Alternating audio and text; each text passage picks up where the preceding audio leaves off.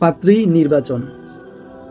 হযরত ওমর রাদিয়াল্লাহু তাআলা আনহু জনসাধারণের সঠিক অবস্থা জানার জন্য রাত্রিতে ঘুরে বেড়াতেন। এক রাতে একটি ছোট কুটিরের সামনে এলে তিনি বাড়ির ভিতরের কথাবার্তা শুনতে পেলেন। মা মেয়েকে আদেশ করছেন, দুধের সাথে পানি মিশাও। বোর হয়ে এলো।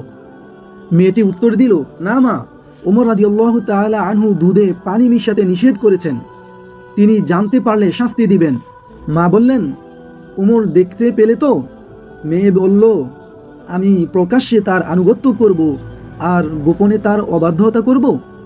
আল্লাহর কসম, এটা আমার পক্ষে মোটেই সম্ভব নয়।